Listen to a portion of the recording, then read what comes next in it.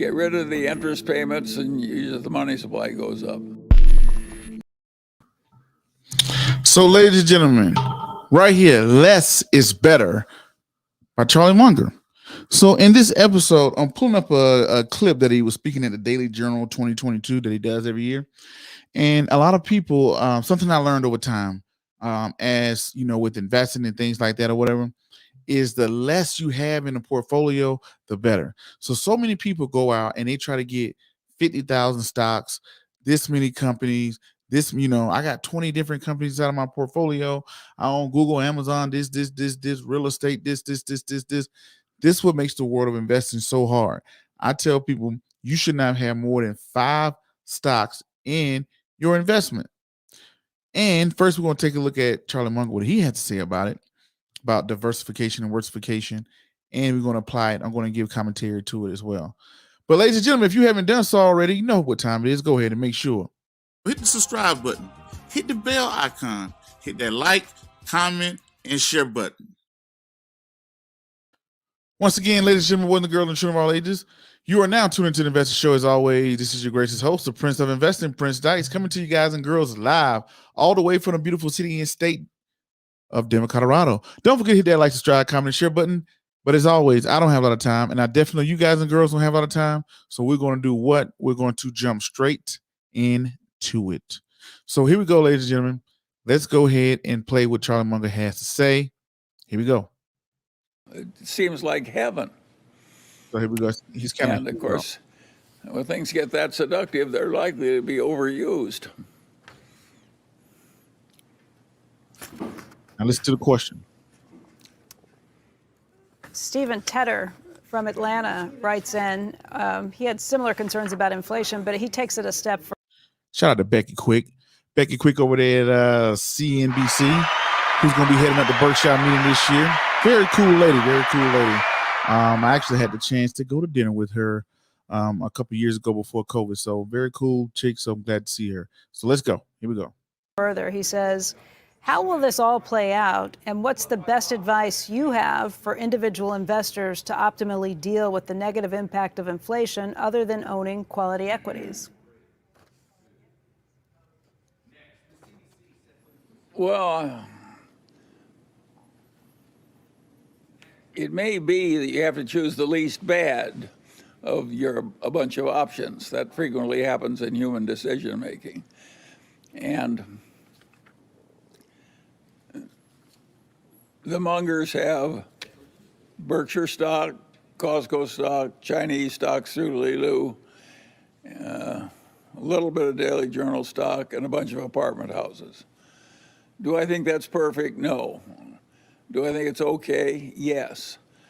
I think the great lesson from the Mungers is you don't need all this damn diversification. That's plenty of, you're lucky if you've got 4 good assets. I think the finance professors and that sell the idea that perfect diversification is professional investment. If you're trying to do better than average, you're lucky if you have 4 things to buy.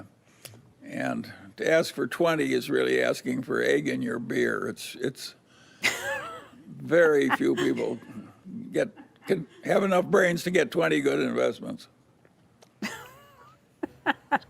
So there you go, guys and girls. So he said, hey, you're doing good if you can get 4. He said, if you can get 4 things right, you're doing better than average. So to think you're going to go out here and have 20, you're crazy. So let's take an example of a portfolio I manage. You know, I'm a professional investment advisor, have my own registered investment advisor with client portfolios that I manage and stuff. So let's take one client, for example. They have, I think in their portfolio, it is Google. Who else is in there? Google. They have the S&P 500 index. They have, what's the other thing they have? They got Google, the S&P 500 index. They have oil and a bank stock, right? So guess what? Google is doing good. Google is doing good. The oil is doing very well so far this year. The oil has carried the portfolio. Then their Google is doing pretty good, and the S&P 500 is doing okay. The bank stock, the financial industry right now, sector is doing not so well. So it's dragging down the entire portfolio. So it's the thing of, and that's only 4 stocks in this particular portfolio, but the thing of, hey, it's only 4 stocks in there, 1 big winner, 2 are doing okay, and 1 is kind of stinking up the place. So even if I did pick something right, even if you do pick something right, you can have something else that can drag down your entire portfolio. What if the entire portfolio was all in oil? Yes, you would make more money, but people would look at you and say, man, you're crazy. All your money is in one place and it's diversification, all the good stuff like that. So the thing about it is, even with 4 simple stocks in the portfolio, it's still outperforming the S&P 500 with those 4 stocks. But you got 1 bank stock in there that is pretty much tearing up a portfolio. So he's saying they have 20 different, he's 100% correct. It's something I always tell people and clients. I'm like, hey, I don't like to own more than 5 stocks in the portfolio. They're like, what do you mean? I want to have grocery stores. I want to have food. I want to have Tesla. I want to have this. I want Amazon. I want Google. I want this. I want that. I want that. I'm like, hey, that's good to have all that. But is your entire portfolio going to be able to move with all that type of information? So let me see what y'all say in the comments. Al, that's my guy. Always hold me down. What's going on, Al? Then we got my guy, Dark, coming. He says, that makes sense. Better to have 4 really good stocks than to have over-diversified your portfolio. Yes, because when you're over-diversified, you'll have like 4 or 5 winners.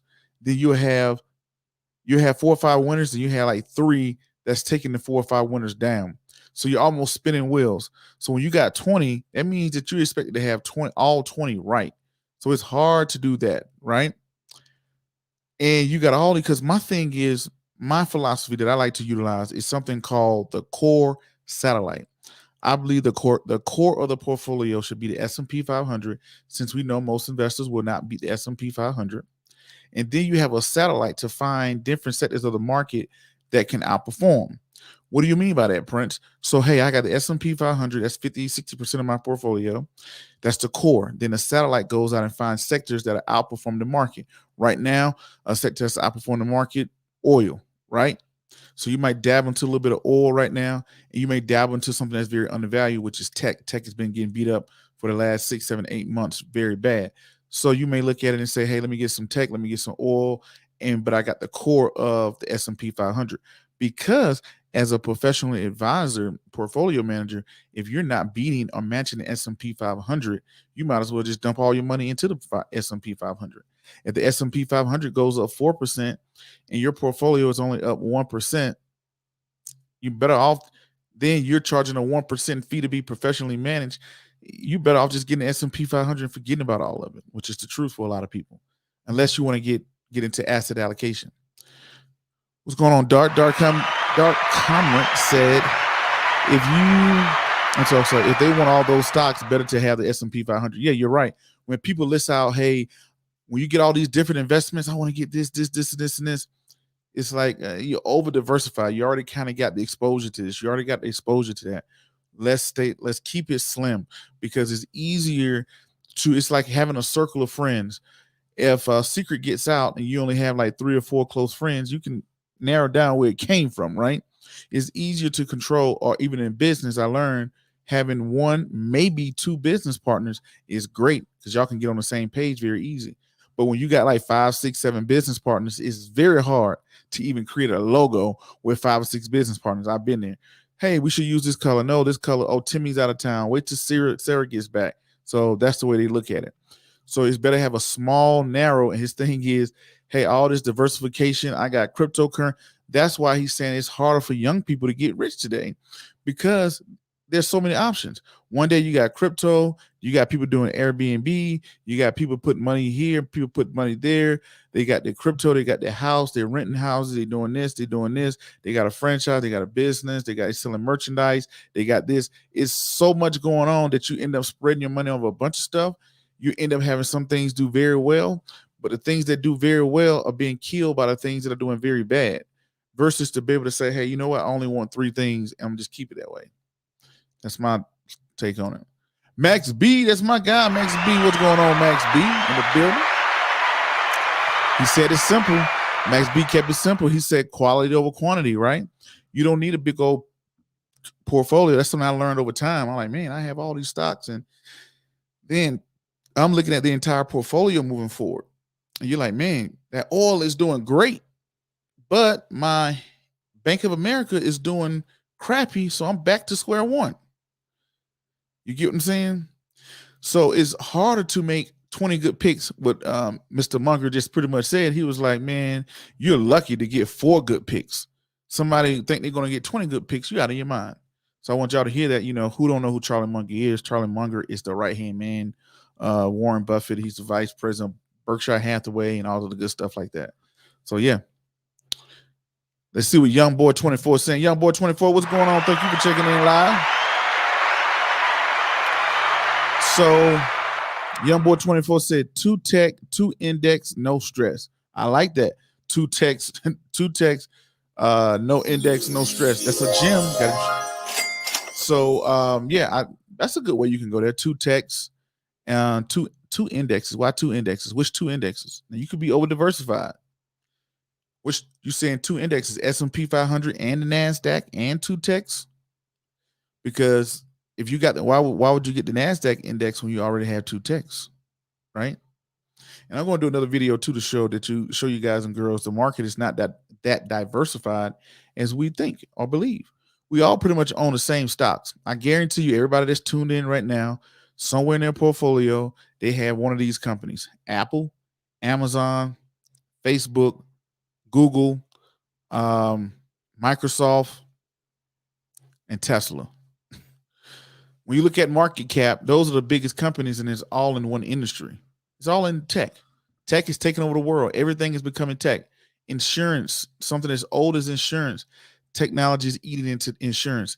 Technology is definitely eating into healthcare. Technology is eating into manufacturing. Every aspect. Everybody needs software. Everybody's trying to do things faster. Our everyday life. Even if you live up under a rock, you're probably using some form of technology. Everybody got an Apple Watch. Our watches are completely digital now. Our phones are digital. Our laptops. The kids can't even go to school. You got to have a cell phone. So tech is taking over the world. So, yeah, that's why I just want to do a quick video on this. I was listening to this interview for a while, and I wanted to point out how he was saying the less is better. The less amount of stocks that you own is actually the better. You build your portfolio of like 3 or 4 companies and just rock with those 3 or 4 companies, and you'll probably match or beat outperform the market. That's just my take. You just heard with Charlie Munger, he just named his whole portfolio, and this man worth a couple billion. And he just said, we got some apartment complexes. I got some Berkshire stock. I got some Costco stocks, and I got some Chinese stocks. That's it. So he doesn't, he said this whole notion that you got to have this, and this is not true. So he said, that's why it's harder for the next generation or this generation to become rich and wealthy with the world of investing, because we got so many options. Every day my phone ring with something, hey, you could do this. Hey, you can do this. Hey, you can do this. You can invest in the movies. You can invest into this. You can invest in the cars, clothes, or whatever. Even with my YouTube channel and podcasts and Instagram, I try to keep everything central versus trying to venture off into everything else.